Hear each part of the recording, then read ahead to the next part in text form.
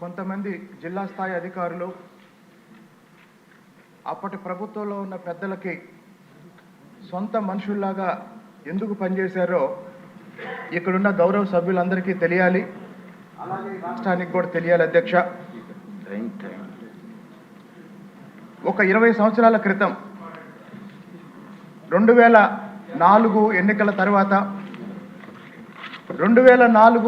తర్వాత అధికారంలోకి వచ్చిన ఒక పెద్ద మనిషి మొత్తం పరిపాలనా వ్యవస్థలో తన సొంత మనుషుల్ని డిప్యూటీ కలెక్టర్లుగా, డిప్యూటీ ఎస్పీలుగా నియమించే ఒక ప్రక్రియకి, ఒక దుర్మార్గానికి శ్రీకారం చుట్టి చంద్రబాబు నాయుడు గారు నమ్మి అనేక సంవత్సరాలు ఎంసెట్ నిర్వహణ అప్పగించిన ఒక మంచి పేరున్న అప్పటి జేఎన్టీయూ వీసీ గారిని ఏపీపీఎస్సీకి చైర్మన్గా వేసి ఆయన చేత ఈ దుర్మార్గాలన్నీ చేయించారు. అధ్యక్ష, 2004 తర్వాత 2004 నుంచి 2014 వరకు, మళ్ళీ 2019 నుంచి 2024 వరకు జరిగిన ఏపీపీఎస్సీ పరీక్షల్లో అధికారంలో ఉన్న వాళ్ళు వాళ్ళ సొంత మనుషుల్ని డిప్యూటీ కలెక్టర్లుగా, డిప్యూటీ ఎస్పీలుగా తెచ్చుకోవటం వల్ల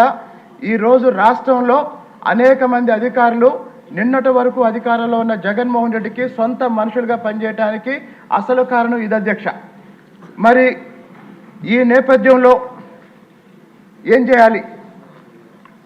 3 అంశాలు నేను చెప్పాలనుకున్న. అధ్యక్ష, ఇప్పుడే పెద్దలు బుచ్చే చౌదరి గారు మొదటి పాయింట్ చెప్పారు. అదేంటంటే రాజకీయాలకు అతీతంగా పరిపాలనలో నాణ్యత పెంచడం కోసం పబ్లిక్ సర్వీస్ కమిషన్ని పూర్తి స్థాయిలో ప్రక్షాళన చేయటం మొట్టమొదటి అంశం. అధ్యక్ష, అలాగే కేవలం ప్రతిభకి, సామర్థ్యానికి న్యాయం జరిగే విధంగా మూల్యాంకనాన్ని, అంటే ఇవల్యూషన్ సిస్టాన్ని మొన్న జరిగిన, అంటే గత ప్రభుత్వ హయాంలో జరిగిన పోటీ పరీక్షల ఎవల్యూషన్లో అప్పట్లో ఇంటెలిజెన్స్ అధికారిగా ఉన్న సీతారామాంజనేయులు అనే వ్యక్తి ఏపీపీఎస్సీలో ఎవరు ఏ పోస్టుకి సెలెక్ట్ కావాలో ఆయన నిర్ణయించాడు. అధ్యక్ష, కాబట్టి ఈ అన్యాయాన్ని అరికట్టండి.